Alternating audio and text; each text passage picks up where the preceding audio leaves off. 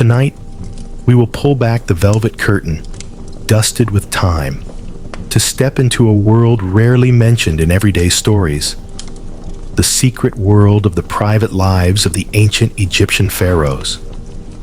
This is not just a story of desire or pleasure, but of sacred rituals, strange customs, where even the most intimate actions were tied to the destiny of an entire empire. Imagine a king considered a living god, whose health, fertility, and private intimacy could determine the harvest and the lives of millions of subjects. The pharaoh's bedroom was not simply a place of rest, but a miniature universe where sensuality merged with the sacred, where every breath could be seen as a resonance with the gods. So, before we embark on this journey, take a deep breath. Let go of the noise of the present. Let the dim light of oil lamps guide you. Let the sound of the Nile soothe your mind. Because what you are about to hear is not just history, but legendary secrets, both beautiful and strange, and sometimes enough to make you frown in surprise. Now, let your body settle, your eyes soften, and let us begin our journey into the secret world of the divine kings on the banks of the Nile. You open your eyes and suddenly find yourself standing in a strange room. The walls are covered with exquisitely carved reliefs, rows of hieroglyphs shimmering in the lamplight. The space is so quiet you can hear your own heartbeat mingling with the distant drumming of a ritual outside. This is no ordinary room. This is the private world of the pharaoh, the domain of the one considered a living god on earth. In ancient Egypt, the pharaoh was not merely a king. To his subjects, he was the incarnation of the god Horus, son of the sun god Ra, and also carried the immortal blood of the creator gods. He ruled not just by military might or law, but by a sacred aura that permeated his every breath, his every gesture. And even in his most private moments, the pharaoh still bore a heavy responsibility to preserve Ma'at, the cosmic order. Try to close your eyes and imagine. The bedroom where the pharaoh rested was not just a space to end the long day. It was a miniature universe where man and deity communed. The bed of precious wood, inlaid with ivory, was covered with fine white linen, woven as smooth as moonlight. The fragrance of myrrh and cedarwood filled the air, making each breath seem to slow. Even the pharaoh's sleep was not a trivial private matter. It was a ritual of rebirth, a testament that the king remained connected to the gods to bring forth harvests and prosperity for his people. In the beliefs of the ancient Egyptians, the pharaoh's power was linked to the fertility of the Nile. When he was virile, the Nile's waters would rise in season, the land would be lush, and the wheat would be heavy. Conversely, if he weakened, the entire kingdom would face the threat of drought, famine, and chaos. This made every intimate gesture of the pharaoh carry cosmic significance. Can you feel that immense pressure? A pressure coming from the faith of millions of people, placed entirely in the body and soul of a single person. Walking through this room, you notice small artifacts placed in the corners. Statues of the god Min in black stone, the god of procreative power, with his arm raised as if to bless rebirth. On a table, amulets of precious stones, charms inscribed with the Ankh symbol, the symbol of eternal life, lie neatly, as if to remind that every breath of the pharaoh is a breath for the entire country. What astonishes you even more is how Egyptian art depicted the creation of life. In many temples, the pharaoh is not depicted with rigid majesty. but with clear symbols of rebirth, of creative power. This was not vulgarity, but an affirmation. The king is the source of life, the bridge between humans and the divine. Here, the body was not something to be ashamed of, but a language of the universe.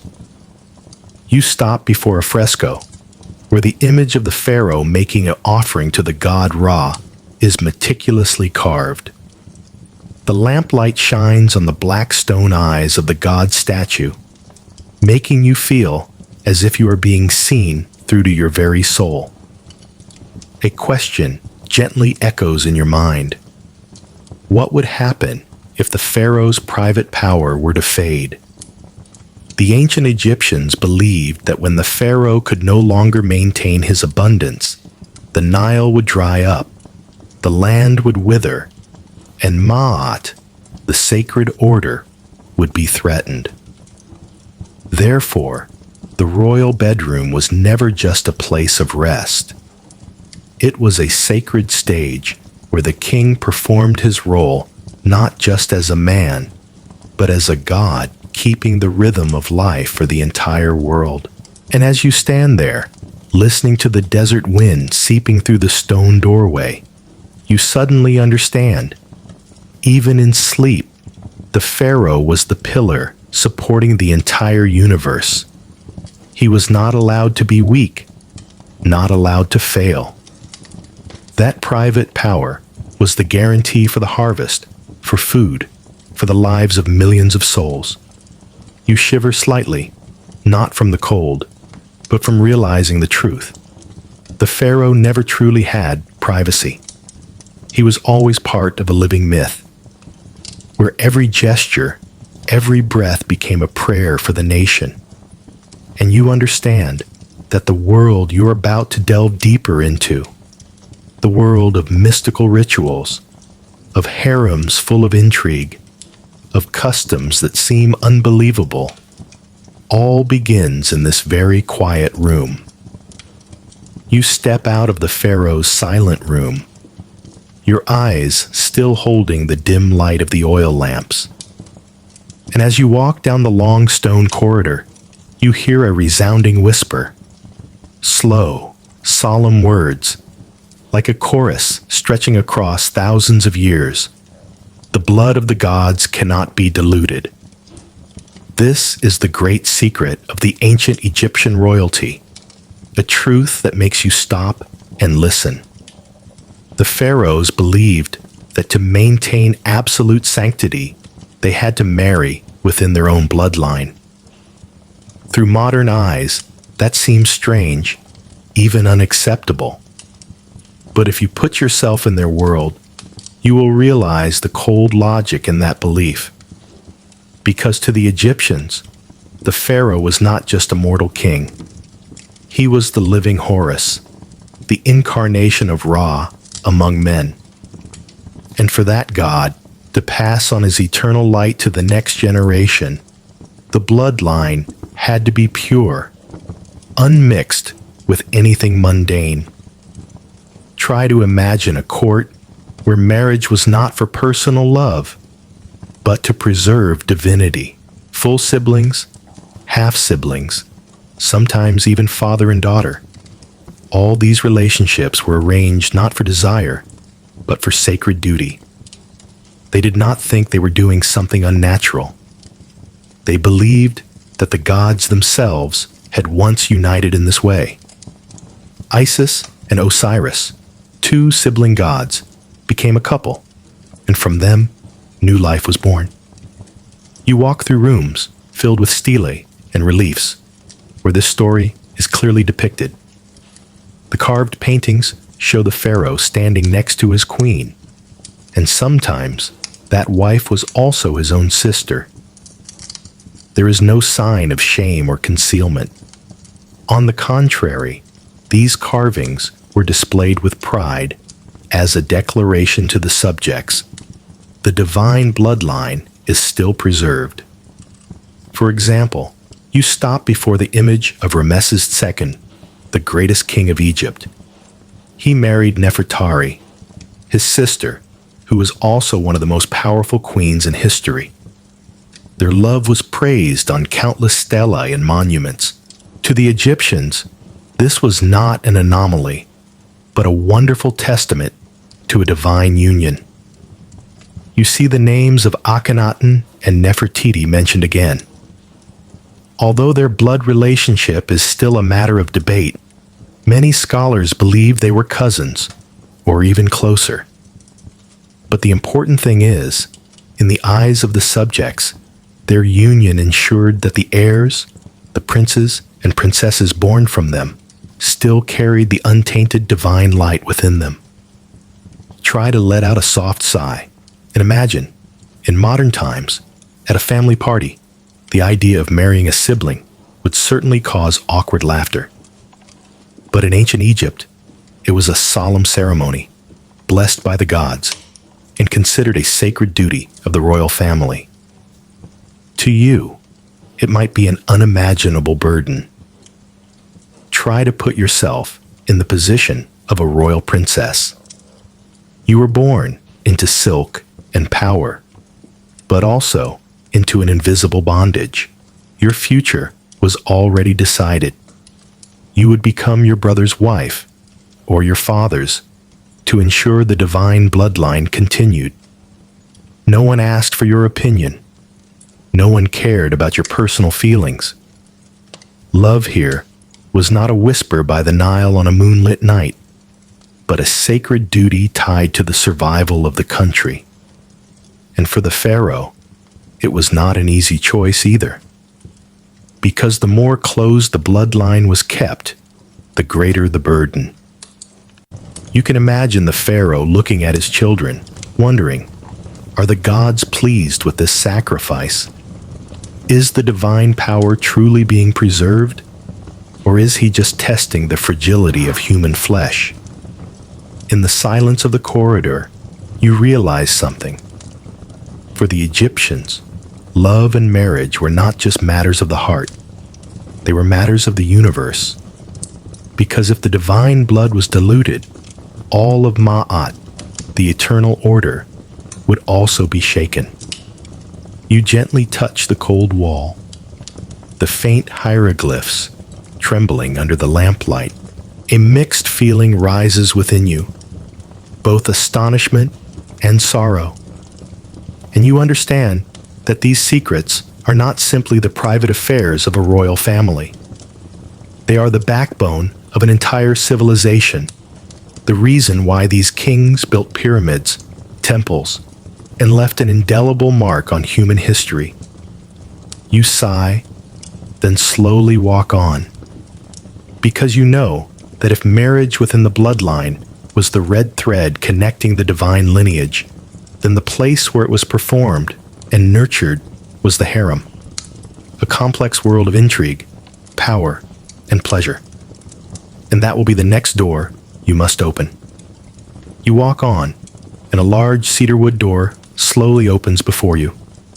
A sweet, strong fragrance wafts towards you, a mixture of perfume, resin, and dried lotus flowers.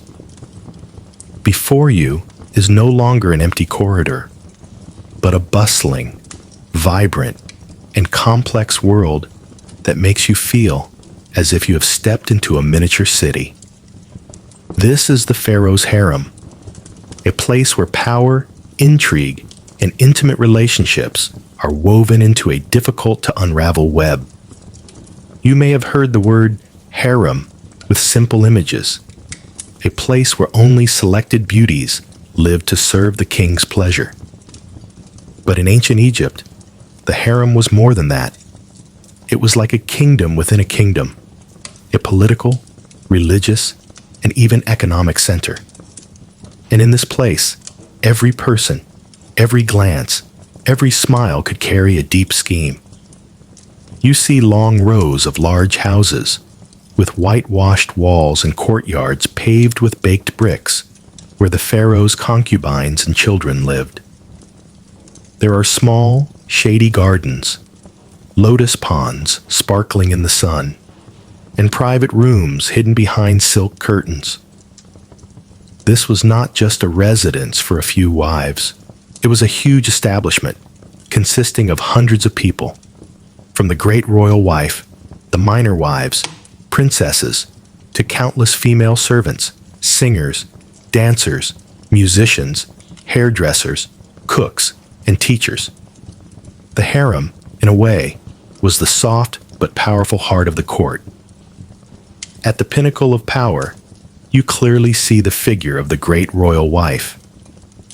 She was not only the official wife, but also a political companion, the face of the royal family in ceremonies. Many queens also held powerful priestly positions, standing on par with the pharaoh in important rituals. Beside her were the minor wives, chosen for their beauty, intelligence, or for political reasons. Each concubine could become a piece in the Game of Thrones. Try to imagine, in the air filled with fragrances and the sound of music, behind the gentle smiles and soft gestures, how many silent ambitions are burning. Every woman in the harem understood that her future, and her child's, depended on whether she could win the pharaoh's heart, or at least his attention. A night of favor from the king could change her destiny, bringing her from the darkness of oblivion to become the mother of the heir to the throne. And it was from this place that one of the most famous conspiracies in Egyptian history erupted, the harem conspiracy against Ramesses III. You hear whispers recounting the story as if echoing from the walls. A minor wife named T, refusing to accept that her son was passed over for succession, conspired with officials and guards to assassinate the pharaoh. That audacious plan, full of the smell of incense and daggers in the dark, almost succeeded. Although Ramesses III eventually died from his wounds, the plot was exposed, and the participants faced a harsh trial. The echo of this event left a clear mark.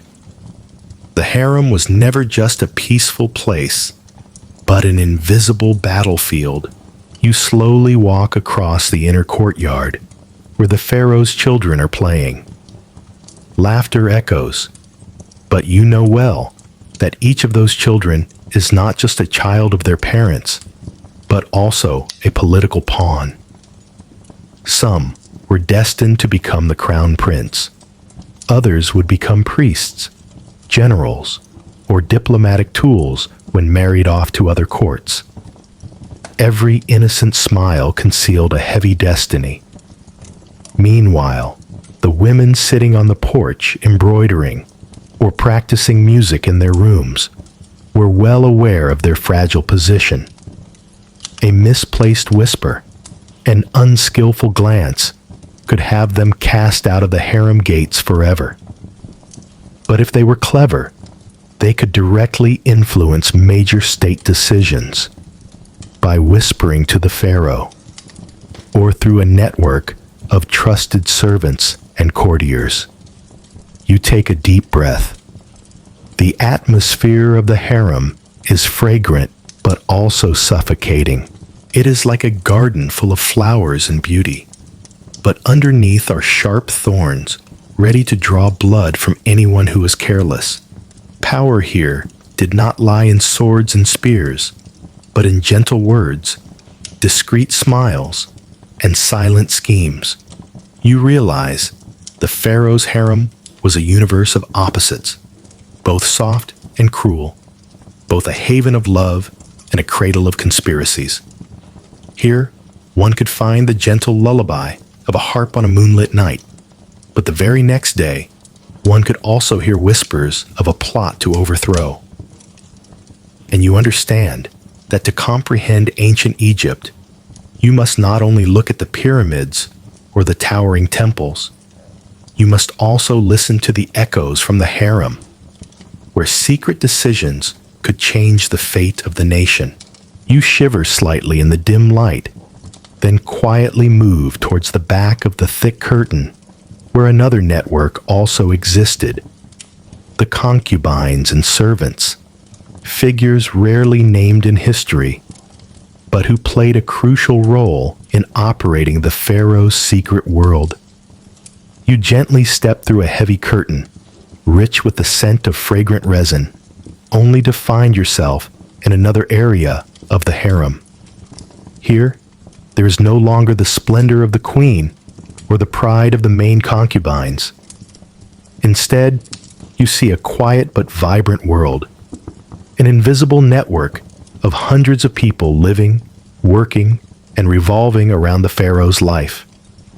In the dim space of the narrow rooms, you see young women sitting in rows, their skilled hands weaving fine linen, their eyes focused in the flickering light of oil lamps. The clicking of the looms blends with their steady breathing, creating a gentle, almost sleep-inducing background music. The fabrics they weave will cover the Pharaoh's bed, become the queen's robe, or a scarf for a little prince. These are the concubines and servants, names rarely seen on stele, but they contributed significantly to the functioning of the court. Some were daughters of high-ranking officials, sent to the palace as a way to secure loyalty. Others were princesses from distant kingdoms, brought as diplomatic gifts. They did not hold the title of official wives, but they were the silent witnesses of history. Try to imagine, each of these girls was like a piece in a vast political chessboard. A Mitanni princess married to the pharaoh was not just a 10th wife, but a link between Egypt and a northern power. A young daughter of an official entering the harem brought not only her beauty, but the expectations of her entire clan. And even as a rarely mentioned concubine, they still had the chance to change their destiny if they gave birth to a child acknowledged by the pharaoh. Beside them were the servants, an even more invisible class, but intimately connected to the royal life. You see a group of maids bowing to tie the queen's hair, their skilled hands braiding small plaits, inserting sparkling gemstones. In another corner, a wet nurse is gently lulling a newborn prince with a soft song, the melody as light as a breath. These women had no political power, but they held another kind of power: proximity. Because it was they who witnessed the pharaoh when he was not wearing his brilliant golden robe, not standing before the altar of the gods, but just in the guise of an ordinary man. They saw the moments of fatigue, the drops of sweat, the long, anxious nights that no stele ever recorded. And sometimes, it was they who carried secret messages, snippets of information, passing from one room to another, creating an underground information network throughout the harem. You go deeper, hearing music coming from a large room. The musicians, dancers, and artists with their graceful bodies are practicing for the evening's feast. The sound of the harp, hand drums, and reed flutes blend together, making the atmosphere seem to melt. Music in the harem was not just for entertainment, but a ritual to soothe the soul of the pharaoh, the queen, and even of the people bound within these high stone walls. There were even lower-ranking servants, cooks, brewers, bakers, water carriers from the well, room cleaners, and lamp keepers. They were like shadows, quietly passing by, leaving no name. But imagine if one of them overheard a conversation between two concubines, or saw the strange look of a visiting official. They could become a crucial link in a conspiracy, or the first to raise the alarm when something was amiss. You realize that this network is like invisible threads woven into a giant net surrounding the pharaoh. The queen and concubines might vie for power, But it was the servants who were the eyes and ears, the silent messengers. Official history may not mention them, but in every private moment, it was they who kept secrets or revealed them. A strange feeling rises within you, both pity and respect.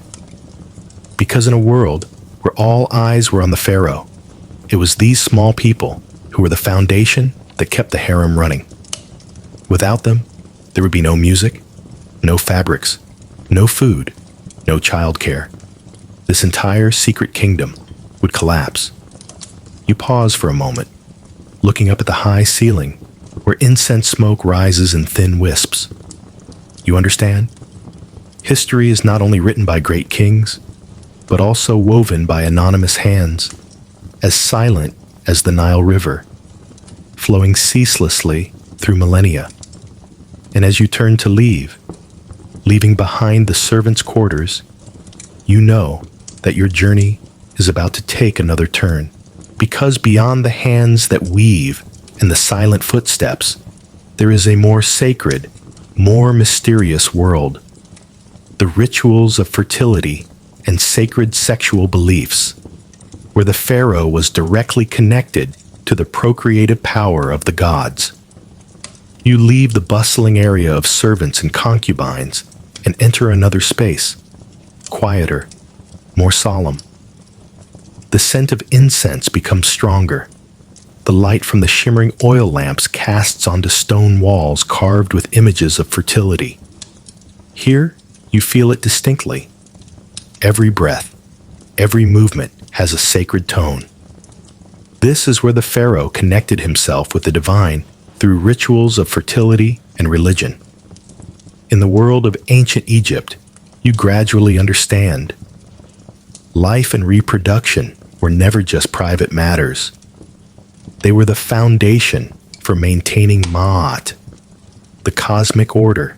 The Egyptians believed that the Pharaoh was the incarnation of the god Horus, son of the god Ra, and therefore his ability to create life was a direct reflection of the creator gods.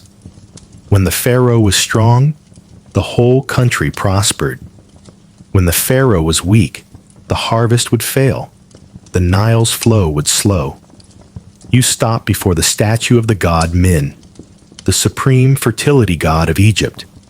He is depicted in a majestic stance, holding a flail, a challenging but completely revered symbol. In ancient festivals, the Pharaoh was often depicted as the presider of ceremonies dedicated to Min, as an affirmation that he was the source of life, the guarantor of the harvest, and the endless flow of the Nile. The echo of these rituals almost still resounds around you. Imagine, in the spring, when the Nile is about to rise, the entire kingdom gathers in the great temples.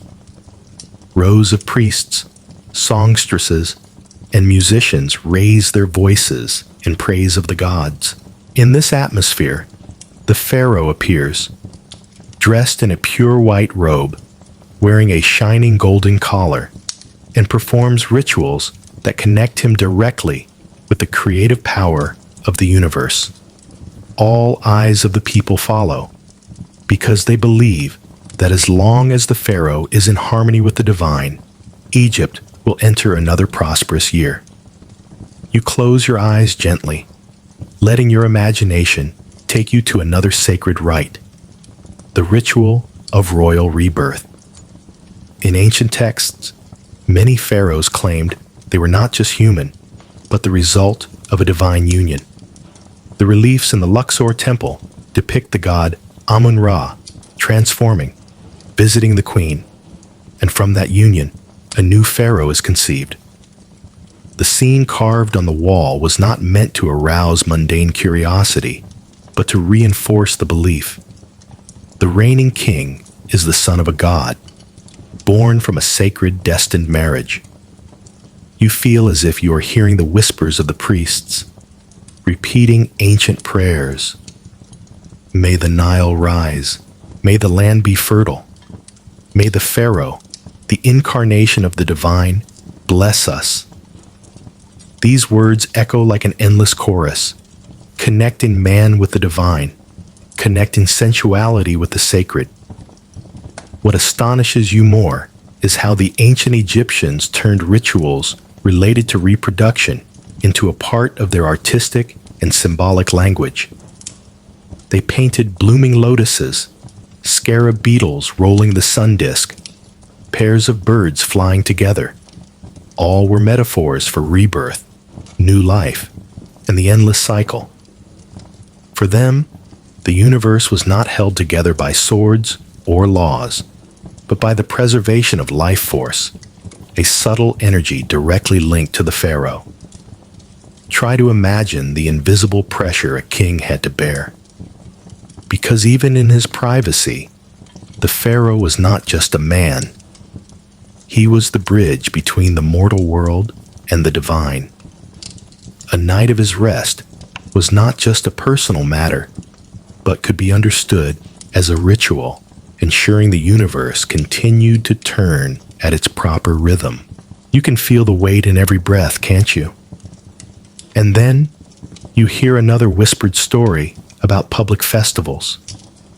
In them, the pharaoh appeared not just to issue commands, but to demonstrate his power before his subjects. His slow steps in the ritual were seen as proof that the king was still full of vitality, still strong enough to protect Ma'at. All these rituals, from a modern perspective, might seem strange, but to the ancient Egyptians, they were the key to cosmic balance. You leave the temple, the scent of resin still lingering around your nose. A hard-to-describe feeling rises within you, both curious and respectful. Because you understand that in the ancient Egyptian world, intimacy was not just to satisfy desire, but was a religious tool, a cord connecting earth to heaven. It was sacred, grand, and far beyond the ordinary definitions you once knew. You step out into the temple courtyard, where the night desert wind blows, carrying the echo of ancient songs. And you know that this journey will lead you into other corners, where people sought to control their destiny by all means, from tiny charms to powerful incantations. That is the door that will open next, the world of amulets and love charms, where hope, anxiety, and desire merge, sparkling in every tiny gemstone. You step out of the temple filled with the scent of fragrant resin, and before you, the atmosphere seems to change. The desert wind blows gently, carrying golden sand. But as you go deeper into the area where small artifacts are kept, you suddenly find yourself in a room full of wooden boxes, ceramic jars, and small cloth bags hanging on the walls. Each item seems meaningless at first glance, but you feel a strange vitality, as if a heart is beating within each one. This is the world of charms and love spells, a world where human belief, anxiety, and desire are entrusted to small but sacred objects. In ancient Egypt, magic was inseparable from religion. The people believed that the universe was governed by sacred principles, and magic was the way for humans to communicate, negotiate, and even influence those principles. It wasn't just commoners who wore amulets. Even the pharaoh, considered a living god, relied on magic to strengthen his power. You can imagine that these small charms were like secret contracts between humans and the divine. You try picking up a scarab-shaped amulet made of blue stone. It is cool in your palm, its underside carved with tiny hieroglyphs. To the Egyptians, the scarab beetle was not just a familiar insect. It was a symbol of rebirth, of the sun rising every morning, because they observed the beetle rolling a ball of dung as if pushing the sun across the sky. For those wishing for children, this amulet was a discreet prayer.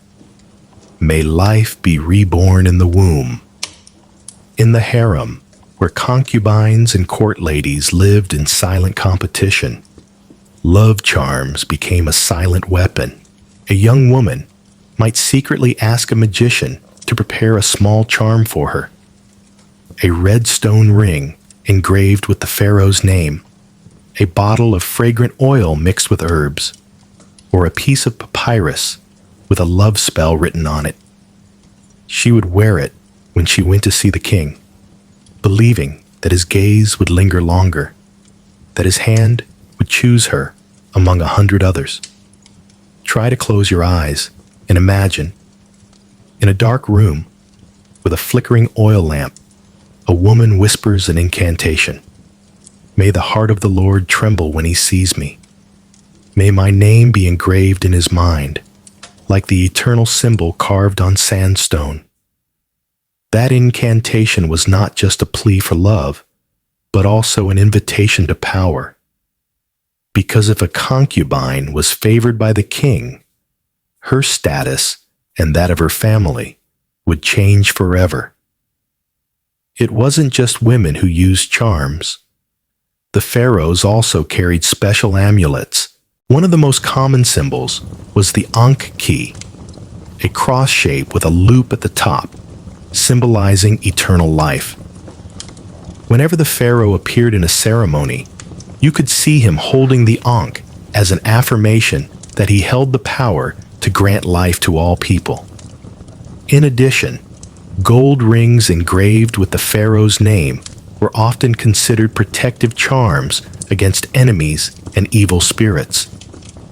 In many tombs, a series of charms were found buried with the pharaoh to ensure he remained safe and strong even in the afterlife. You suddenly remember, in Egyptian culture, death was not the end, but a gateway to another form of existence. Therefore, charms were not only used in daily life, but were also placed in coffins, hidden in the layers of mummy wrappings.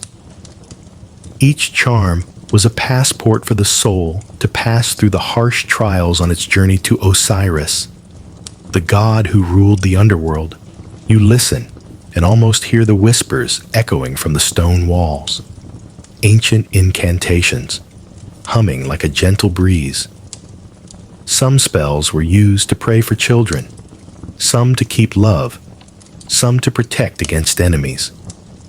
They were often accompanied by small actions, wearing a charm, burning incense, mixing herbs into oil. The Egyptians believed that words had creative power. In the Book of the Dead, many passages state that by simply speaking the name of a god correctly, you could summon their power. That is why love spells were not meaningless superstitions, but an attempt to reprogram reality with words. You shiver slightly at the thought. A concubine could whisper the pharaoh's name in the night, believing that by repeating it, the name would echo in his heart. No one witnessed it, but in her belief, the entire universe was listening. You gradually understand that charms were not just objects, but also spiritual support. In a world full of uncertainty, where floods could submerge crops, diseases could take lives, and intrigues in the harem could ruin destinies, a small charm was a fragile ray of hope. Imagine a queen worried because she has not yet given birth to a crowned prince. She goes to a magician, receives an amulet of red stone, and every night she holds it tightly in her hand, believing that the gods will hear her plea. Perhaps it was this belief that helped her to be stronger, more confident, and that had a greater impact on reality than any medical formula. In the harem, where competition and intrigue lurked, charms were almost the silent companions of every woman. A bracelet with a protective symbol carved on it. A bottle of fragrant oil mixed with sacred resin. A small rolled piece of papyrus hidden under a pillow. They were like personal secrets, but they reflected a common desire: to be loved, to be protected, to be remembered. You smile softly at the thought. Whether a powerful queen or just a humble court lady, in the end, they were all the same in that desire. Humans, regardless of their status, have always sought assurance for love and survival. You raise your head, seeing the incense smoke rising in thin wisps, twisting like threads connecting humans and the divine. You understand that in the ancient Egyptian world, magic was not just a strange miracle, but the language of faith, a way for humans to touch the invisible. And you know that your journey is not over, because after the charms and pleas, there is still a more practical, but no less strange field: ancient medicine and remedies for sexual health, where honey, beer, and even goose fat could become the elixir of life. You leave the room filled with the scent of charms and incantations to step into another space, brighter, but no less mysterious. Long wooden shelves line the walls, on which are placed dozens of ceramic jars, clay pots, cloth bags, and old papyrus scrolls. Light from a narrow window shines in, reflecting on the glistening oil jars, making the whole room seem to be bathed in a soft golden light. You realize you are standing in an ancient Egyptian medicine room where knowledge and magic blend together. The ancient Egyptians did not rely solely on faith and charms. They also developed an amazing system of medicine recorded in thick papyrus scrolls. The Ebers, Papyrus and the Cahun Papyrus, two famous medical texts, contain hundreds of formulas and remedies for diseases, many of which are directly related to fertility, the ability to have children, and the health of both men and women. You can imagine holding a jar of ancient Egyptian honey, a thick, glistening substance like liquid gold. To the Egyptians, honey was not just a rare food, but also a medicine and a protective charm. In many medical formulas, honey was used as an antibacterial agent to soothe wounds, and especially to support reproduction. In ancient formula records mixing honey with milk and herbs, used to improve the health of a woman hoping to have a child. Another formula advises using honey combined with oil and some crushed plants, creating a topical mixture believed to open the way for new life. It may sound strange, but you remember that for them, honey was an immortal gift from the gods, containing the energy of the sun. You stop before a large ceramic jar containing a golden, viscous liquid. It is Egyptian beer, a common drink, and also a medicine in ancient medicine. In ancient formulas, beer was often combined with dates, grains, or herbs to make remedies. A formula in the Cahun Papyrus suggests: grind dates with beer, add to the mixture with goose fat, then place where needed to encourage reproduction. Reading this, you might frown, but don't forget that the Egyptians believed in the combination of food, medicinal materials, and divine energy. For them, beer was a sacred drink, as it was fermented from grains, a gift from the Nile. You move along the shelf and see small cloth bags labeled with unexpected ingredients: goose fat, fish liver, even dried animal dung. These things might make you shudder today, but to the ancient Egyptians, they all had symbolic meaning. Goose fat, for example, was seen as a substance carrying softness and life. Fish liver contained the breath of water, a regenerative power associated with the Nile. They believed that by combining elements from animals, plants, and minerals, they were recreating cosmic harmony. thereby encouraging procreation. Whether it was effective in practice or not, that belief gave people a strange sense of security, helping them to wait patiently for the results. You are even more surprised when you read passages describing how the ancient Egyptians predicted fertility. A strange method is recorded. A woman was asked to urinate on wheat and barley seeds.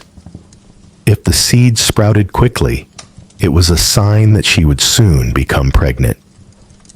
Modern scientists have tested this and found that this method has some basis, as hormones in urine can stimulate germination. It is amazing to think that a small test in a clay pot from thousands of years ago had some scientific logic. On a stone table, you see small oil jars. Inside is a mixture of almond oil, pine resin, and herbs. They were both cosmetics and medicine. The Egyptians believed that fragrant oil not only made the body pleasant, but also helped to evoke vitality.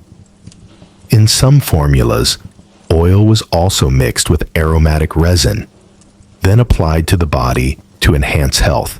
Try to close your eyes. Imagine being massaged with a layer of cool, fragrant oil, the scent of pine resin spreading, relaxing your whole body. That feeling is both sleep-inducing and like a small ritual connecting you to nature, to the divine. You realize that in the ancient Egyptian world, medicine and magic were inseparable. A remedy was often combined with an incantation. For example, when drinking a mixture of honey and herbs, one would also recite a prayer. May this sweetness spread through the body, opening the way for life. Thus, the effect came not only from the physical components, but also from spiritual power. This makes you think, perhaps it was this combination that was the secret that helped the Egyptians to trust their methods. Because the human body needs not only medicine, but also faith to heal. In the harem, where every woman hoped to become the mother of the crown prince, medicine played a special role. A foreign princess who could not bear a child could lose her status. A concubine without children could be forgotten. Therefore, potions, folk remedies, amulets, and even sacred prayers became their lifelines. Try to imagine a female physician, rare but real in history, sitting next to the queen, carefully grinding herbs in a stone mortar, then mixing it with honey and giving it to her to drink.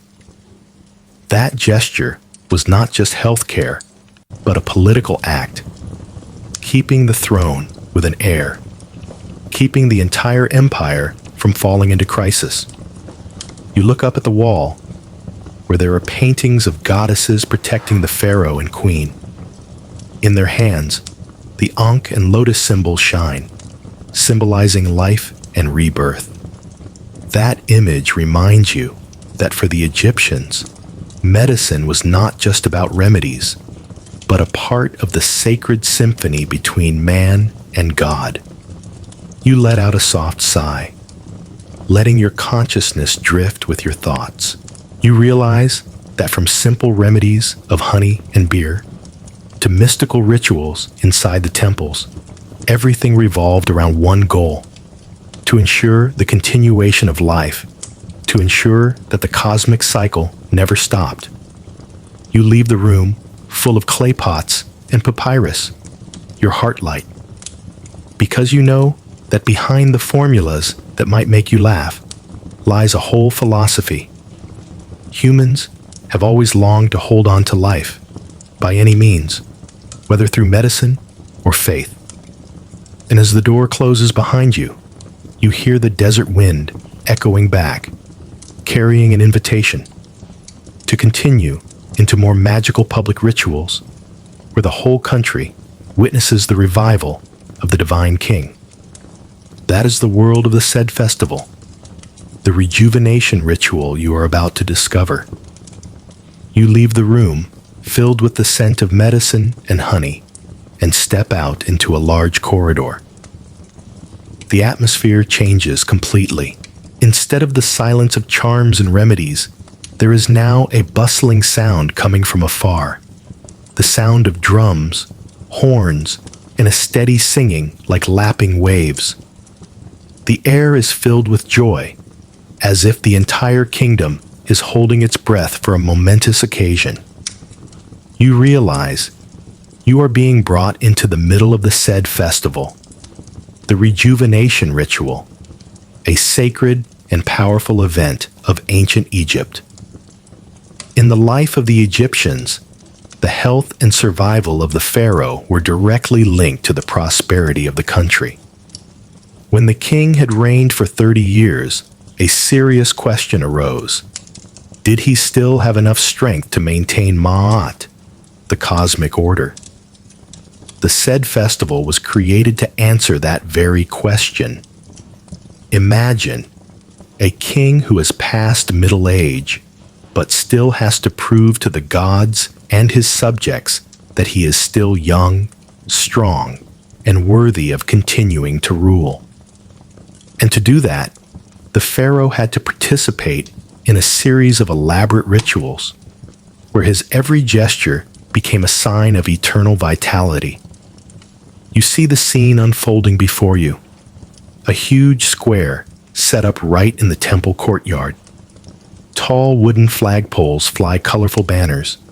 People from all over the Nile Delta flock in, wearing white linen clothes, carrying incense, bread, and lotus flowers, all offered as gifts. Cheers rise, but within them is a solemn rhythm, as if the entire population is participating in a sacred play. The pharaoh appears, dressed in a pure white ceremonial robe, wearing the double crown, the symbol of the unification of Upper and Lower Egypt. In his hands are the Ankh symbol, the key of life, and the scepter of power. Every step he takes on the long linen carpet is hailed by the people as a miracle. One of the most important rituals was the ceremonial run. You see the pharaoh enter a large courtyard where there are 2 stone markers. In the presence of thousands of people, he begins to run from one marker to the other several times to prove that he is still healthy, still full of vitality. Each lap was not just a physical act, but a symbol of the sun's rebirth every day, of the endless cycle of the universe. When the pharaoh finished, cheers erupted, like the Nile waves crashing on the shore. The people believed that in this way, the pharaoh had proven to the gods and to mankind that he was still the endless source of life for the country. You close your eyes gently and listen. The deep sound of the drums, each beat like the heart of the universe. The melodious sound of the harp, as ethereal as the desert wind. The singing of hundreds of priests merges into a single stream, inviting the gods to witness. The entire space is filled with a sacred music, making you feel as if you are sinking into a dream. Dancers in thin linen robes, holding lotus flowers, move rhythmically around the pharaoh, symbolizing the cycles of nature. You see ancient reliefs depicting this scene. The pharaoh sitting on his throne, surrounded by rows and rows of musicians and dancers, all like a visual symphony, emphasizing his immortality. In the temple area, the priests perform sacrifices. Bread, beer, cattle, and fruits are offered to the gods. The smell of roasted meat, fresh bread mixed with the scent of resin, creates a space thick with flavors, both real and surreal. The pharaoh sits on his golden throne, his hands raised high, receiving blessings from the gods. The priests recite ancient prayers, praising the pharaoh as the incarnation of Horus, the son of Ra. The people kneel down, believing that every prayer, every drop of sweat, every breath of this festival will ensure a good harvest and lasting peace. You gradually understand that the said festival was not just a ceremony for the pharaoh to prove his health. It was a ritual of cosmic renewal, a way to affirm that the sacred order was still intact. The pharaoh did not just rejuvenate for himself, but was reborn for all of Egypt. The Egyptians believed that through this festival, the pharaoh was infused with divine energy, as if the gods directly transmitted vitality to him. The event was not just a formality, but an eternal commitment that the cycle of the sun, the flow of the Nile, and the rhythm of the people's lives would continue uninterrupted. You stand among the imaginary crowd, feeling the rhythm of the festival seeping into your body. The steady drumming, the gentle music, the distant cheers. Your eyes close, and you see yourself floating in a dreamlike state, where the pharaoh is running under the sun, forever young, as immortal as the universe itself. You know that when the festival ends, the whole country will breathe a sigh of relief, because they believe that their king has been rejuvenated, has been reborn, and with him, life on the banks of the Nile will continue to flourish. And when you open your eyes, the festival vanishes like mist. All that remains in your mind is a firm belief. Humans, in any era, have always sought to fight against the ravages of time.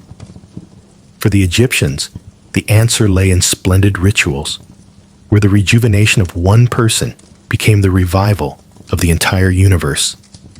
After the echoes of the festival, you are led into another world, silent, majestic, and covered in the dust of 1,000 years. It is the tomb of the pharaohs and the Egyptian nobility. The space gradually becomes cooler.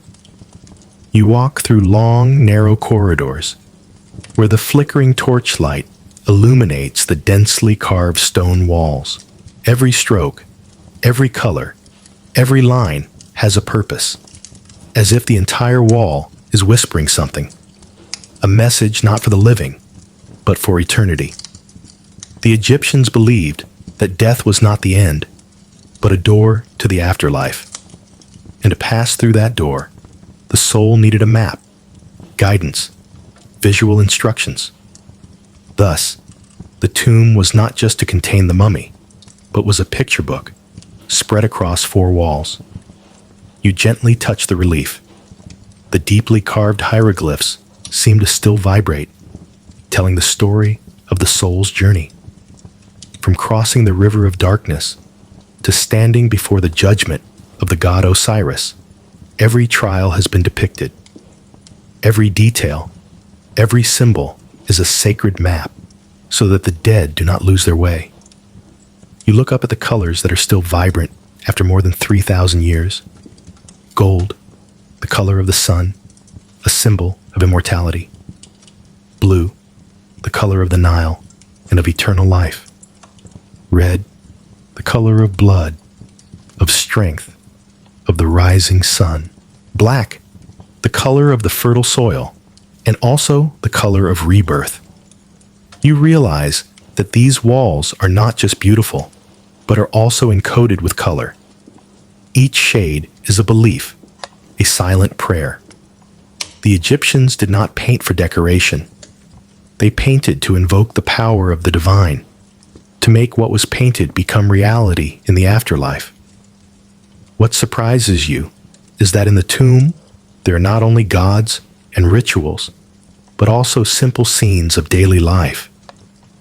You see an image of a family eating together, a man rowing a boat, a woman picking lotus flowers. Why are there such ordinary images in a solemn place dedicated to death? Because for the Egyptians, life after death also needed joy, love, and the simple things of everyday life.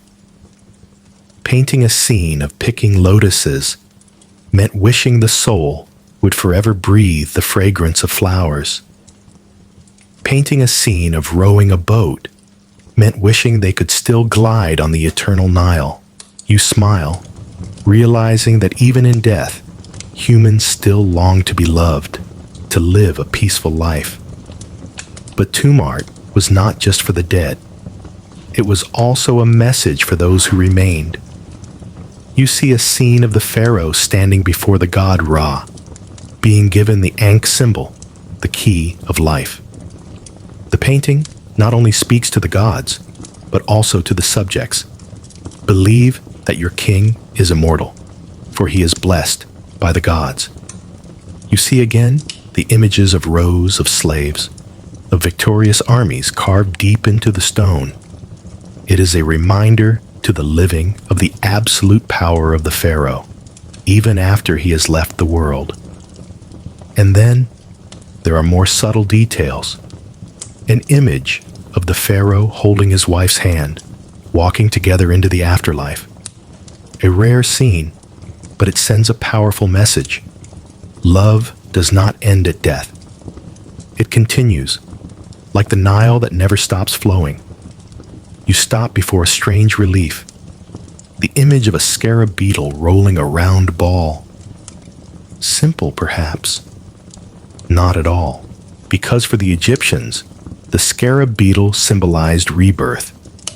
The ball it rolled was the sun, and every day when the sun rose, it was proof of eternal revival. There are also images of goddesses with their wings spread, embracing the mummy. Those wings are not just for protection, but are also a lullaby. The lullaby of the universe, leading the soul of the dead into an endless, peaceful sleep. You stand in the middle of the tomb chamber, the flickering lamplight illuminating the 1,000-year-old drawings. Suddenly, you feel as if you are also being lulled to sleep, because this art is not loud, not ostentatious. It repeats symbols, rhythms, like a lullaby in pictures. That rhythm makes you breathe slowly, listen slowly, and then you feel yourself gradually sinking into sleep. You understand. Tomb art was not just for the Pharaoh to enter the afterlife with majesty. It was also to remind that everything in life, love, joy, desire, can be preserved forever if it is carved in stone, if it is written in light. And so, even after thousands of years have passed, you, a traveler from the modern world, can still stand here, listen, and feel the heartbeat of people who lived so long ago. You leave the tomb, dust on your clothes, but your heart is warm, because you know that even if the body disappears, art still exists as a thread connecting man with eternity. And your journey is not over. Ahead, a new chapter will open, where you will clearly see the secret of Egyptian dreams, the omens, the prophecies whispered in the dark night. You leave the solemn tomb, where the torch has gradually faded, to step into the moonlit expanse of the desert. A gentle wind blows, carrying the rustling sound of sand like a whisper. You suddenly realize that the silence here is not empty. It is like a thin veil. If you lift it gently, you will hear the voice of things beyond sight. In ancient Egypt, dreams were not fleeting illusions when people slept soundly. Dreams were the gateway connecting the human world with the divine. It was believed that when you sleep, your soul, called the Ba, leaves your body, wandering through the realms. And during that journey, it could meet the gods, talk with ancestors, or see images foretelling the future. You enter a small temple by the Nile, where the scent of incense still lingers. This is not a temple for praying for rain or making offerings, but a temple of dreams. The sick, the anxious, those who longed for answers, all came here. They lay down on mats made of reeds, praying that the gods would send a dream to provide a solution. You imagine the scene: bodies lying still in the darkness, only the moonlight shining through a narrow window. They breathe slowly, gradually sinking into slumber. And then in a dream, a god appears, sometimes Imhotep, the wise physician god, sometimes Thoth, the god of wisdom, or Isis, the goddess of love and magic. The dreamer would wake up with the answer in their heart, like a prophecy carved deeper than writing. But most important were the pharaoh's dreams, because a king's dream could determine the fate of the entire country. You remember the story of Thutmose IV, a young prince. One night, while sleeping under the shadow of the great Sphinx at Giza, he dreamed that the Sphinx god appeared to him, promising to grant him the throne if he cleared the sand buried around the statue's body. When he woke up, Thutmose did just that. And then strangely, he really did become Pharaoh. From then on, the king's dreams were no longer a private matter. They were recorded, carved on stelae, for the people to see that his rule was the will of the gods. Can you feel that heavy pressure? When even what the pharaoh dreamed of became sacred evidence, relied upon by the entire kingdom for direction. The Egyptians believed that dreams could also heal. If you dreamed of drinking cool water, it meant your illness would disappear. If you dreamed of fire, it could be a warning of a fever. The interpreter of dreams was like a spiritual doctor who would decipher every detail, every image. In their hands were dream books, recording hundreds of dreams and their meanings. You dream of a snake? It could be a sign of protection. You dream of a cat? It's a message from the goddess Bastet. You dream of being naked in the market? That's a reminder that you are about to be exposed to the public. Thus, dreams became the secret language of the world, and the dream interpreters were the only translators. It wasn't just pharaohs or dream interpreters. Ordinary people also believed that dreams carried the fire of love. You imagine an Egyptian girl lying in a simple mud brick house, dreaming that her beloved gives her a blue lotus. When she wakes up, she will believe it is a promise from the universe. Or a young man, on a windy night, dreams of a hand taking his. Waking up, he believes that Hathor, the goddess of love, has given him a sign. In ancient Egypt, love came not only from a glance or a smile, but also from dreams that crept in during the dark night. You will find it more interesting to know that dreams were also political tools. Priests sometimes arranged prophetic dreams to prove that a king had the approval of the gods. A newly crowned pharaoh might recount that he had dreamed of the god Horus giving him the crown. That story would quickly spread, be carved on temple walls, and become an undeniable truth. Because a king's dream, when recorded, was no longer a dream. It became a sacred reality. Do you see? Dreams in Egypt did not only belong to the night, they could become a powerful weapon, a string pulling the entire dynasty in its direction. There is a special concept that the Egyptians mention: the state between waking and dreaming. They believed that at that moment, the soul had not completely left the body, but had touched higher realms. It was the easiest time to receive the whispers of the gods. You lie down, imagining yourself breathing slowly, gradually becoming drowsy. The wind outside turns into a whisper. The moonlight becomes a river of silver light. And you know that in that state, an answer can suddenly appear, like a lamp being lit in the middle of the night. dreams in Egypt were both real and unreal, both prophecy and comfort.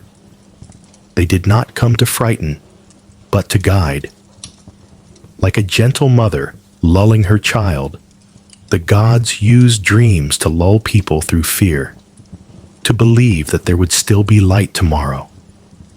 You feel that you yourself are being lulled by a dream. In this mystical space, you also want to close your eyes, to let your mind float, to see if any god will visit you tonight.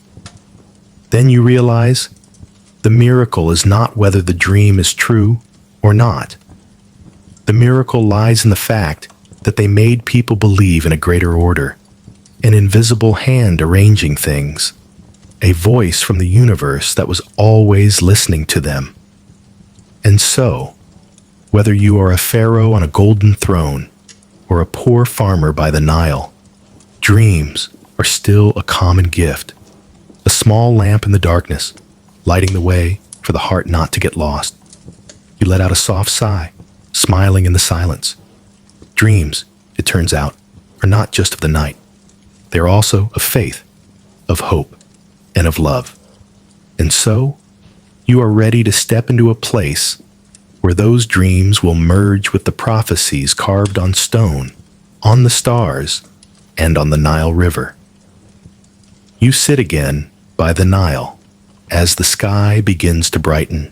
The water is tinged with the pink of dawn, and you realize, just like this river, the Pharaoh's bloodline has always flowed unceasingly, carrying with it power, faith, and legends.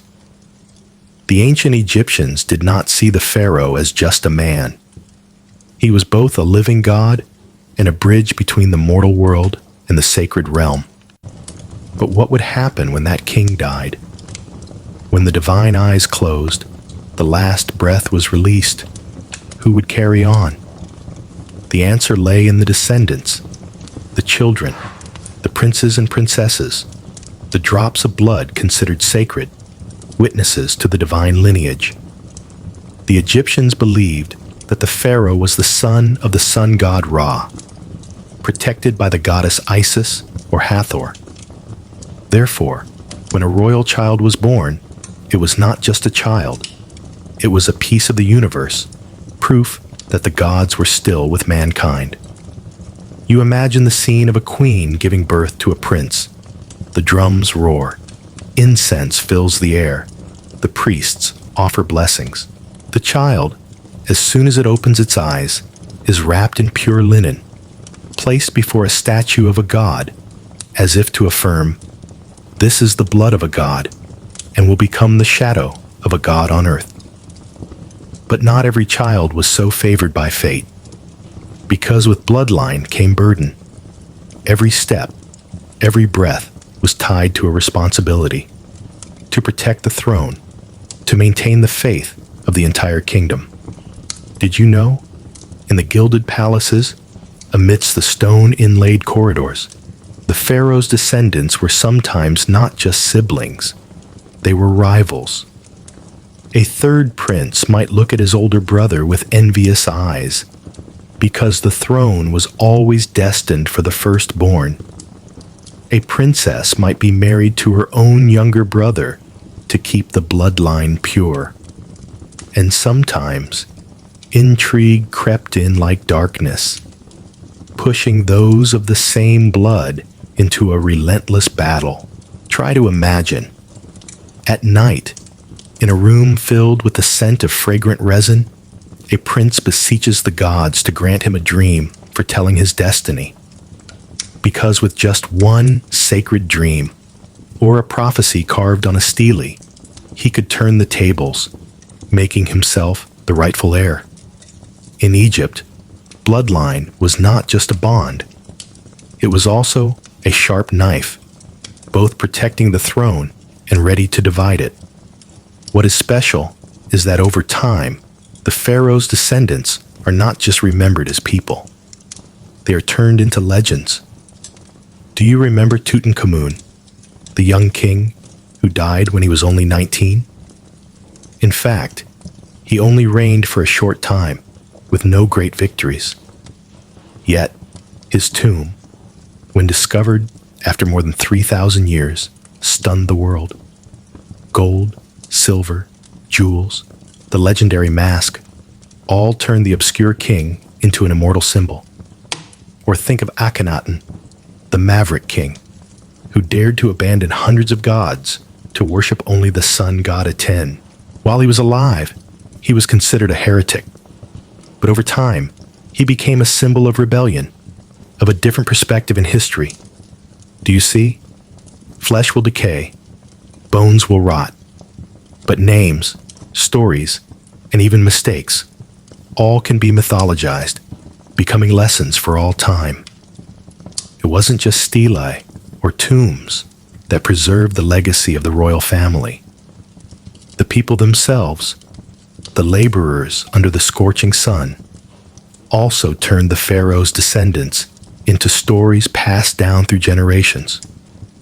A mother, lulling her child to sleep, might softly tell, "Once upon a time, there was a king who dared to follow his dream and change his destiny." A farmer sitting by the river might whisper, "The son of Ra once walked this path." And so, the descendants did not only live in palaces, they also lived in the whispers of the common folk, where memory becomes eternal. You sit silently, suddenly wondering, perhaps you yourself, if you had lived in Egyptian times, would also carry a part of that descendant legacy? Not because you have divine blood, but because every person leaves a legacy. The builder leaves the bricks in the pyramid. The farmer leaves the harvest that feeds the community. The writer leaves the words carved on papyrus for people to read 1,000 years later. So, descendants are not just the children of kings. Descendants are also your own traces on this earth. When you give love, plant a seed of hope, or simply keep a promise. The Egyptians believed there were 3 ways to be immortal. Name. As long as someone mentions your name, your soul is not lost. Work. As long as someone sees the structure, the statue, or the writing you left behind. Descendants. As long as someone carrying your blood continues to walk. Do you realize? Whether king or commoner, a true legacy is not just in a great pyramid. It is in the memory the world holds of you. And when that memory is woven into a story, told and retold through generations, you too have become a part of the myth. The sky has fully brightened. The sunlight illuminates every grain of sand, every ripple on the Nile. You take a deep breath and realize descendants and legacy do not only belong to the past of the pharaohs, they belong to everyone. The pharaoh may die, the mummy may lie still in its stone coffin, but their bloodline, their legacy, and their story continue to flow like this river. And in a way, so do you. You also leave a trace. You also have descendants, if not by flesh and blood, then by memory, by love, by existence. You smile, closing your eyes gently, because at this moment, you understand. Flesh will perish, but a legacy, if given with the heart, will become an immortal myth. You sit in a dimly lit room, with only the light from an oil lamp casting dancing shadows on the wall. In that silence, you realize the ancient Egyptians did not live by words alone. They lived by symbols. Every drawing, every object, every carved line contained a language of power, a language that transcended time and words. In Egypt, power was not always in the blade of a sword or a command. It was also in small objects, an amulet, a scepter, or simply the shape of an eye carved on wood. And it was these seemingly silent things that shaped the destiny of kings, of subjects, and of the entire dynasty. Try to close your eyes and imagine an eye drawn with soft curves, with a line extending below, like a teardrop. That is the Eye of Horus, one of the most powerful symbols. The Egyptians believed that the Eye of Horus was the gaze of a god, carrying the power of healing and protection. When the pharaoh went to battle, he wore this symbol so that the gods would watch over him. When a mummy was buried, a Horus amulet was placed so that the soul would not get lost. Do you see? Just one drawing, but it replaced 1,000 prayers. It was both an eye, an invisible weapon, and a commitment that said, whether dead or alive, I am still within the sight of the gods.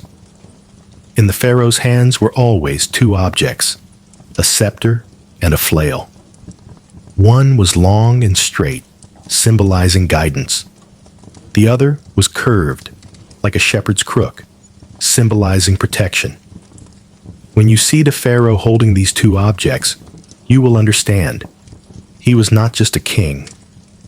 He was the shepherd of his flock, the parent of his people. The flail was to punish the wrongdoer, and the crook to guide the lost. What is interesting is that the pharaoh never needed to actually swing the flail. Just seeing it in his hand, the people felt its power. Power, sometimes, does not need action. It just needs a symbol. Perhaps you will be surprised to know that the Egyptians worshipped a beetle, the scarab beetle, a small insect that often rolls round balls of dung. But to the Egyptians, that action had cosmic significance. It was reminiscent of the sun being rolled across Thesky every day. You can see scarabs carved on rings, on amulets, even on coffins. It was not just jewelry. It was an affirmation of rebirth. The person wearing the scarab symbol believed that even if they died, they would be rolled into a new life, just as the sun sets and then rises again. Isn't it strange? A tiny insect carried within it the entire philosophy of immortality. And so, in the darkness of the tomb, a scarab amulet lay silently, like a promise that the soul would continue its journey. Don't think that only scepters or charms were sacred. Even ordinary objects like mirrors or rings had great significance. A bronze mirror was not just for looking at one's face. It also symbolized the sunlight. When a queen looked in the mirror, it was not just about grooming. It was a moment when she connected with Hathor, the goddess of love and beauty. A round ring, with no beginning or end, became a symbol of eternity. Imagine the pharaoh giving a ring to the queen. It was not just love. It was an immortal vow, the endless circle of life and death. Have you noticed? The Egyptians wrote thousands of hieroglyphs, but often they didn't need to read. Just a glance at a symbol was enough. An Egyptian cross, the ankh, small, a cross shape with a loop on top. It immediately says, "This is the symbol of life." You don't need an explanation. It's like an intuitive code, understood by all who see it. A snake coiled into a circle, swallowing its own tail, the Ouroboros. It speaks of the eternal cycle, of endless rebirth. Do you see? This is a language that does not use sound, does not use writing. This is the language of the spirit. Why were symbols so important? Because they didn't need reason. They went straight to the heart. A pharaoh could give an order, but words would eventually be carried away by the wind. A wall carved with symbols would last forever. Even after he had been dead for thousands of years, later generations would still look at it and understand. This is power. This is life. This is divinity. Is this perhaps the reason why ancient Egypt still lives on in our imagination? Not just because of the Great Pyramids, but because of its immortal symbols. You sit in the darkness, suddenly realizing even you have your own symbols. It could be a small photograph, a bracelet, or a souvenir. To others, it's just an ordinary object. But to you, it contains a whole universe of memories. The Egyptians were right. Objects have souls. They hold memories, retain energy, and become reminders of who you once were. The night is late. You look around the room, seeing the small objects beside you. A book, a cup of tea, a lamp. And you understand. Like the Pharaoh, you too are leaving a legacy through these very objects. Tomorrow, when you are no longer here, maybe someone will touch the teacup you once used, the book you once read. And in that moment, you too will come back to life, just as a scarab amulet or an eye of Horus brings a whole world back to life. You let out a soft sigh, a soft smile, because at this moment, you understand. Symbols and objects are not just material. They are the immortal language of power, of memory, and of human presence in the endless flow of time. Have you ever experienced a very long night where every small sound rises like the whisper of invisible souls? The night in ancient Egypt was like that. When the sun, the god Ra, had set, the darkness was not just the absence of light. It was the embodiment of chaos, of forces that had never been subdued. The Egyptians believed that the day belonged to life, but the night was when the realm of the dead arose. And in that silence, there were nights when the gods were completely silent. Not a sign, not an answer, only a silent fear spreading through the human mind. Try to imagine yourself living in a mud brick house by the Nile. When the sun sets, there is no electricity, no neon lights. Only the dim light from a tiny oil lamp, and the whole room is plunged into thick darkness. In that darkness, you hear the wind whistling through the cracks in the door, the creaking of the wooden roof, and the scurrying of mice on the earthen floor. You don't know if it's just ordinary sounds or the sound of restless souls.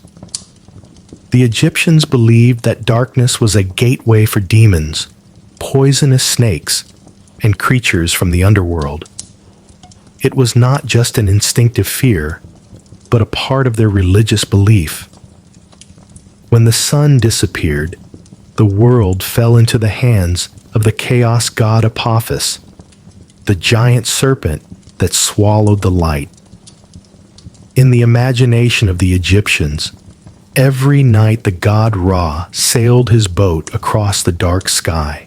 But under that celestial river, a giant serpent, Apophis, was always lurking. It tried to swallow the god's boat so that the sun would never rise again. Think about it. Living in a world where the sun is life, the idea of a serpent that could swallow it is terrifying. It was a fear not just for one person, but for the entire nation. Every night, people worried. Would Ra defeat Apophis? Would the light return tomorrow? In the darkness, people whispered incantations, burned incense, and performed prayers. But there were still nights when the sky became gloomy, clouds covering the moon and stars. And in that silence, everyone felt that the gods had turned their backs. Try to put yourself in the position of a pharaoh or a priest. Every day, thousands of people look to you, praying to the gods through your words and rituals. Yet, there were times when you did everything by the book, making offerings, reading scriptures, performing magic. But the sky remained dry. The floods still came, or plagues still spread. In that moment, you realize the gods are not answering. Not an omen, not a prophetic dream, not a salvation. Only a heavy silence remains, as if the gods have fallen asleep. The Egyptians feared this silence the most. Because if the gods did not hear, if the gods did not speak, then the cosmic order could collapse at any moment. And you, whether a farmer or a pharaoh, could do nothing but tremble and wait.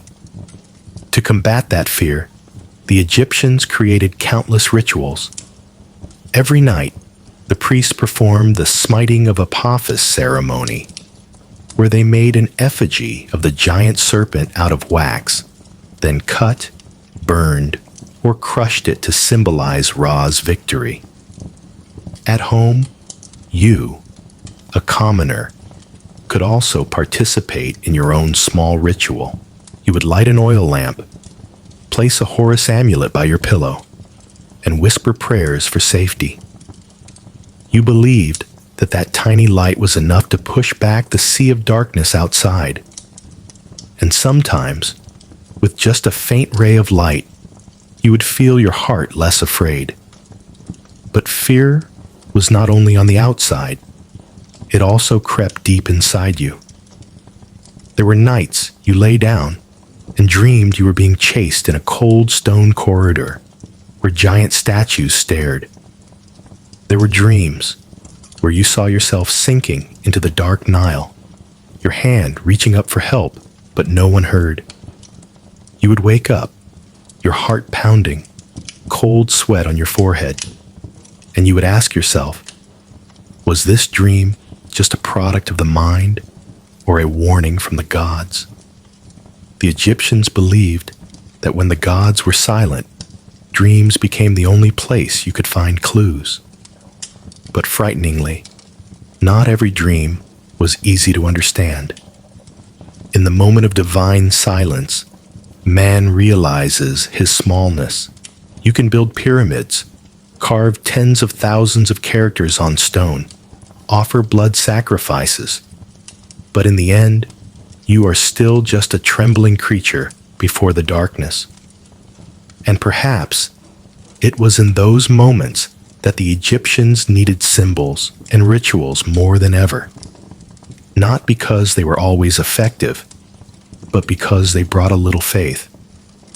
Because perhaps the most frightening thing is not the darkness, but living without the belief that the light will return.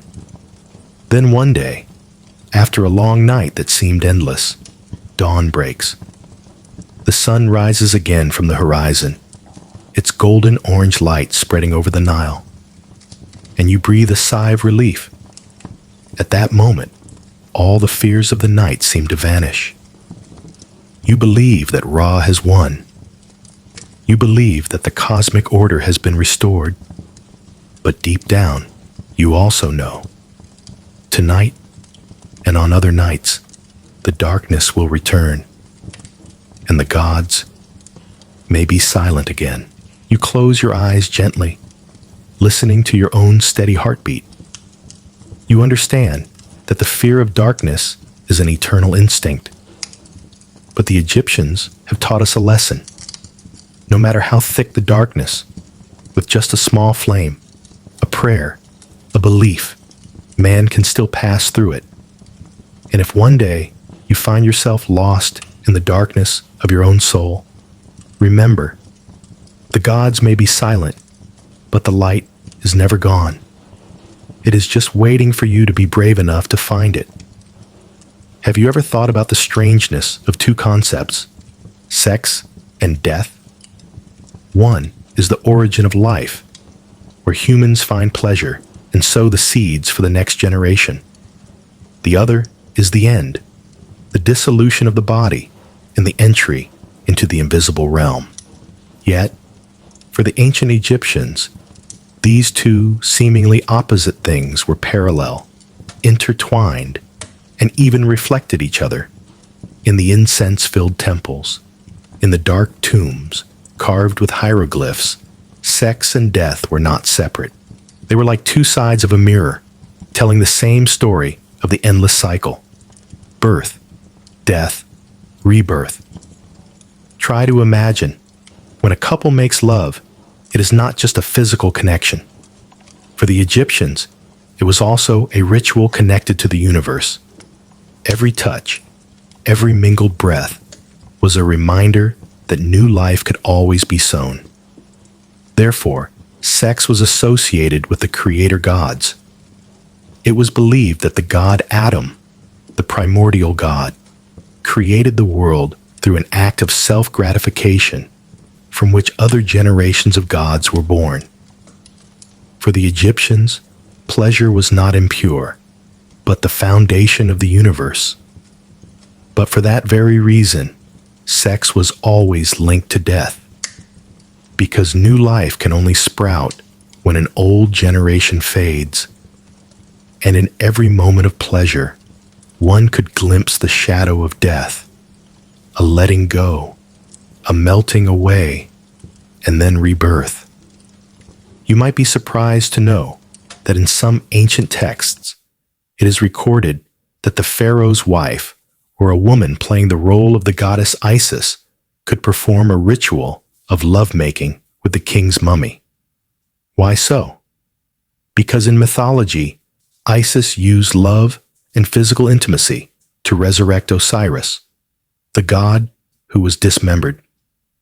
The act of sex here was no longer about pleasure, but a bridge between life and death, a way to restore vitality to the deceased, so they could enter the eternal realm, not as a fragmented soul, but as a whole being. Imagine, in the flickering light of an oil lamp, that woman sings a sacred song, performing the ritual. This seemingly audacious act had a profound meaning. It awakened the memory of rebirth, bringing death into the eternal cycle of life. If you look closely, you will see that an Egyptian tomb is not just a burial place. It is like an eternal wedding chamber. On the walls, the pharaoh and queen are carved holding hands, eating together, enjoying intimate moments together. Why is that? Because the Egyptians believed that in the afterlife, the pharaoh did not go alone.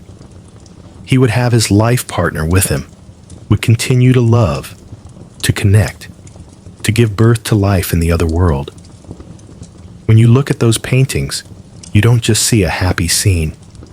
You also see a message.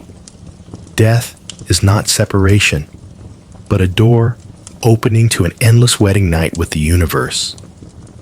In the ancient Egyptian language, there are places where the words for pleasure and the little death are used almost interchangeably. This is not unfamiliar, as even in many other cultures, orgasm is often called the little death. The moment when a person lets go of everything, dissolving into a state where there is no awareness of time and body.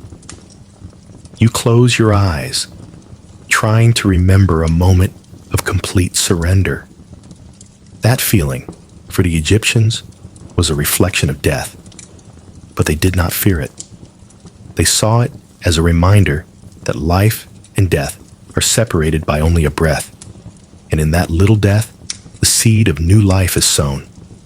No myth reflects this more clearly than the story of Osiris and Isis. Osiris died, his body dismembered. But through love, through a sacred act of lovemaking, Isis gave him a son, Horus, who would become the protector god of Egypt. This is not just a love story. It is proof that sex and death are not mutually exclusive.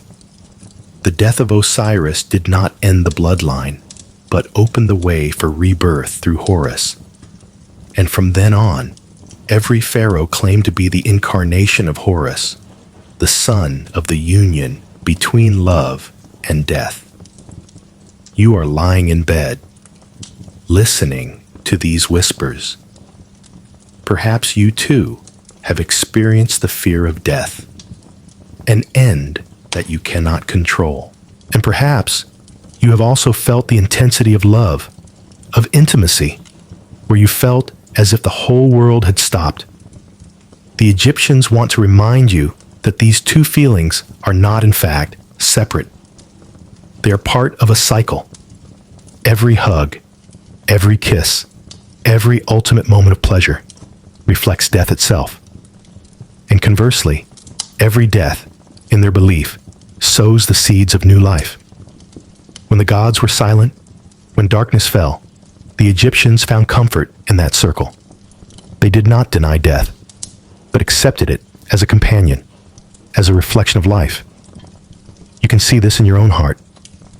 Some ending, a relationship, a journey, a dream, may hurt you. But who knows? It may also be the seed that opens a new beginning. Just as the Pharaoh entered the tomb, as if entering an eternal marriage, you too can see your losses as a transitional ritual to find another light on the other side. You take a deep breath. In this moment, you understand. Sex and death are no longer opposites. They are two breaths of the same song. The song that the ancient Egyptians sang for thousands of years. Sex opens the door to life. Death opens the door to rebirth. And you, if you listen carefully enough, will realize that both journeys are in fact one. You open your eyes and your mind and see yourself entering a dark room with only faint rays of light seeping through the cracks of a wall-mounted torch. Not a splendid palace, but the tomb of a pharaoh. On the gray stone wall, every carving and color is still vibrant despite having passed through millennia.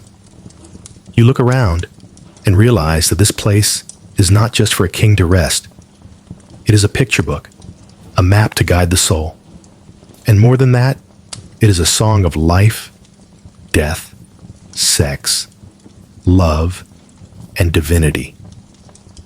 Every drawing, every symbol contains a secret. It is no coincidence that the ancient Egyptian artisans meticulously carved every line. For them, art was not for decoration, but for magic, a kind of spell to bind reality with the divine realm. You see the image of a snake winding around the pharaoh's body. It is both frightening and fascinating. For the Egyptians, the snake embodied many layers of meaning. Sometimes it was the uraeus, the cobra on the pharaoh's crown, symbolizing power and protection. But sometimes the snake was the enemy, Apep, the chaotic monster that swallowed the sun every night, forcing Ra to fight to bring back the light.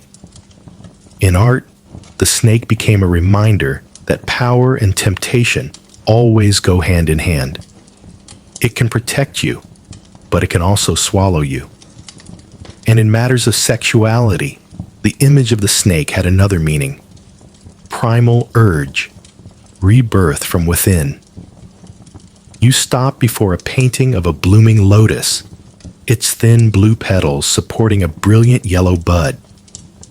The Egyptians loved the lotus because it contained the whole story of life and death. Every morning, the lotus blooms, facing the sun. Every evening, it closes its petals, sinking into the water. That cycle is like a small death and daily rebirth. Not only that, the lotus was also associated with sensuality. People often painted lovers smelling lotuses as an allusion to pleasure and the continuation of the bloodline. And when placing lotuses in tombs, the Egyptians believed it would guide the soul to rebirth, just as the sun never disappears, but is only resting before returning. Above the tomb door, you see the image of a hawk with its wings spread wide. That is Horus, the sky god, the incarnation of royal power. Every pharaoh was the son of Horus, protected by the hawk. But those wings do not only speak of power, they also remind you that the soul can also fly, escaping the heavy body to merge with the universe. In art, the hawk is always associated with light, the sun, and protection. But at the same time, when painting the pharaoh with hawk wings, the Egyptians seem to be saying, this ruler is both human and divine, and even in death, he will continue to rule in in the sky. You look down, seeing a tiny relief, carving the image of a scarab beetle rolling a ball. It seems trivial, but for the Egyptians, this was the most powerful symbol. The scarab beetle rolls a ball of eggs on the sand every day, and from it, new life is born. This action became an image for the sun, rolled across the sky every morning, eternally reborn. No statue was more common in tombs than the scarab. The dead carried scarab-shaped amulets so that their hearts would not betray them during the judgment. And on another level, the scarab was also associated with fertility, the power to create life even from darkness and dust.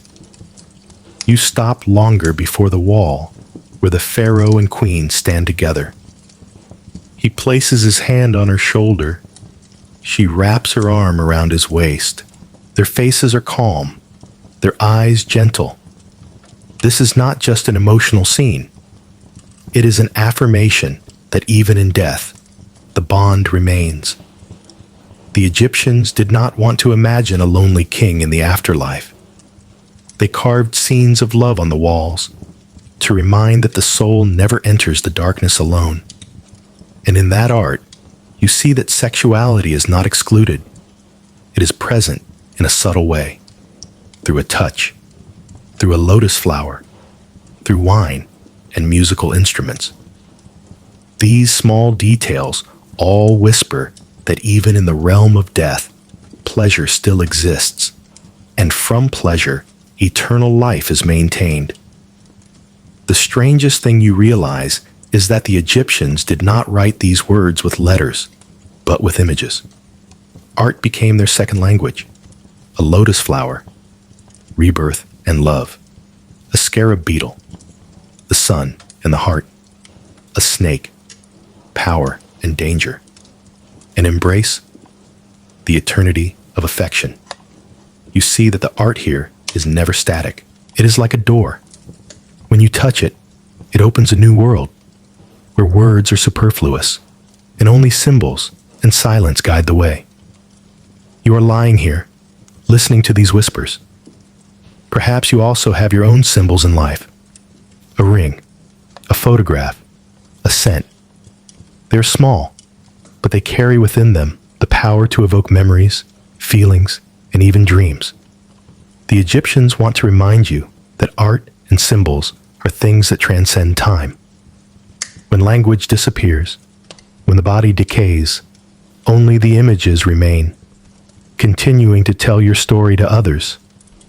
And who knows, one day, when someone looks at an object you left behind, they too will feel as if you are present, just as you feel the Pharaoh is still alive when you look at these walls. You take a deep breath. Now you understand that Egyptian art was not meant to be hung for beauty.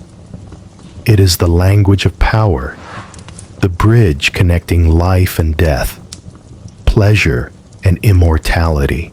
And when you close your eyes, you also begin to see your own symbols, the things that connect you to the past, the present, and the future. You tilt your head slightly and suddenly notice a faint sound rising in your imagination. At first, it's just a steady, distant drumbeat, like the heartbeat of the earth. Then slowly, the sound of a harp rings out, the reedy notes of a wooden flute, the soft tapping of castanets like raindrops falling on sand. You are no longer standing in a dark tomb. You are in the middle of a grand ceremony of ancient Egypt, where music is not just entertainment, but a bridge connecting humans with the divine. The Egyptians believed that this world was born from the first sound, the call of the god Ptah, the creator god, who spoke all things into existence. Therefore, for them, music was not just beautiful, but sacred. You can imagine, when the sun rose, they sang to welcome Ra. When night fell, they hummed a melody to see the god through the darkness. Music was like the Nile River, always flowing, always nourishing, always connecting life with death. Even in private moments, the Pharaoh was not separate from music. One evening in the harem, the sound of a harp dripped like honey, each note falling as if touching the skin. Those melodies not only soothed the soul, but also breathed the divine spirit into love, turning pleasure into a part of the ritual. You see before you the image of musicians in the palace.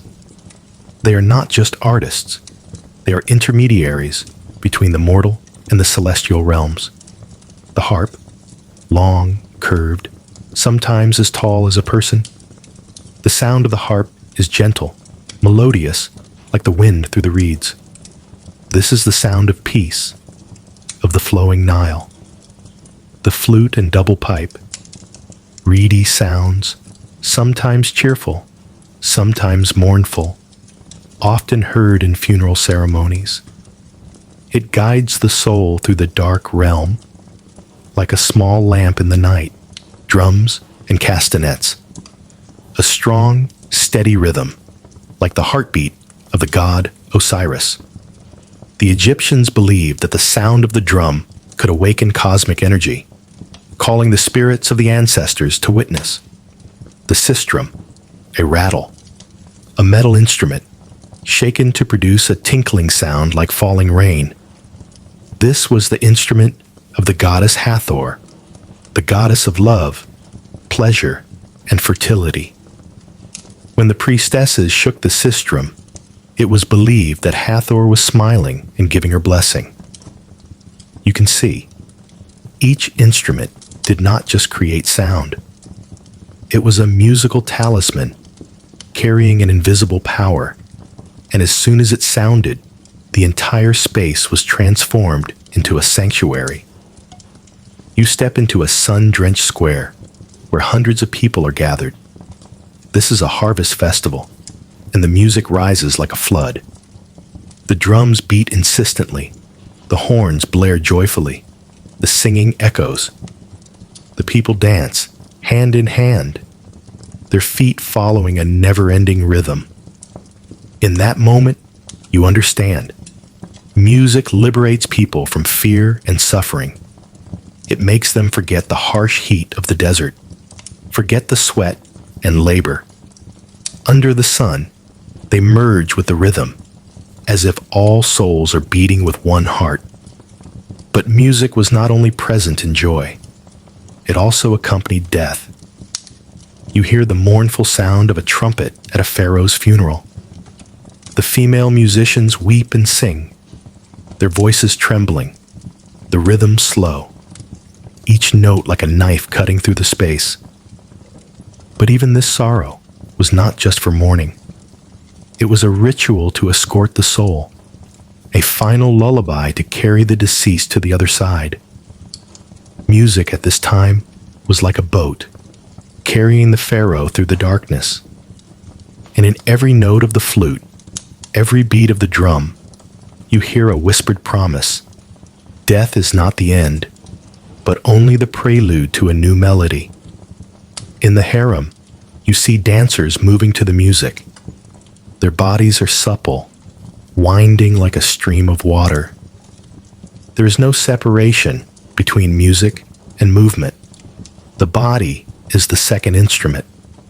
When the female dancers performed before the pharaoh, they were not just performing.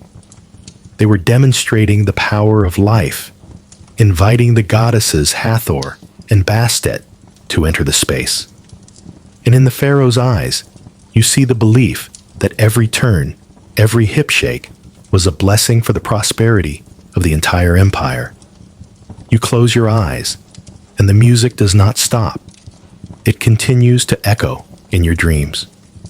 The Egyptians believed that music did not only resonate in the present, it could penetrate the afterlife, echo in dreams, even be carved into the soul. Some pharaohs recounted that they met gods in their dreams, and the gods sang them a song. That song became a prophecy, guiding the entire dynasty. This means that music not only moved the heart, but also change destiny. You take a deep breath, feeling your heartbeat slowing down, in sync with the distant drum beat in your imagination. You understand, music is the echo of the divine. It flows through your body, lulls you to sleep, and connects you with the entire universe. Music in ancient Egypt was never just for entertainment. It was magic. It was ritual. It was the breath of life. And right now, as you lie listening to the whispers, you are also in a small ritual. Invisible music is lulling you, leading you into a gentle darkness where dreams begin. You have walked a long journey with me, from the Pharaoh's private bedroom to the noisy festivals in the square, from the singing in the harem to the silent carvings in the tomb.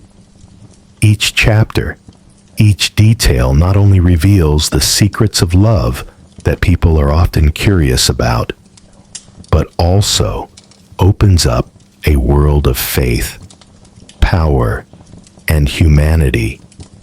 Because when you touch the deepest layer of Egyptian history, you realize that what happened between the pharaoh and the harem was not just about the body. It was also a political ritual, the heartbeat that connected the entire empire, the anxiety of people who wanted to cling to the divine to find immortality. You see the contradiction clearly between desire and faith, between absolute power and the fragility of the human condition. The pharaoh could be a living god, but he also knew the fear of the god's silence. The harem could be the center of pleasure, but it was also a place where tears, jealousy, and conspiracies silently fell day and night. And the concubines, slaves, priests, all were pieces in that endless picture of humanity. Listening to this story, perhaps you realize, although separated by thousands of years, the ancient Egyptians still had the same worries, joys, aspirations, and fears as you do today. They also loved, were jealous, and hoped for something greater than themselves. And that is the eternal humanistic lesson, that people, no matter what era they live in, whether they bear the title of deity or slave, have always longed to be loved, to be connected, to find meaning in their finite journey of life. Now, imagine you are standing on the banks of the Nile. The water sparkles with moonlight, reflecting the distant torches in the darkness. The night wind blows, carrying the scent of lotus flowers and fragrant resin. Further away, you hear the whisper of history, ancient songs, faded prayers, and the gentle breaths of those who lived, loved, and passed away millennia ago. You listen and gradually realize that you can no longer distinguish between the present and the past.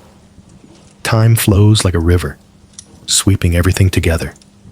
Your eyes close. Your heartbeat slows.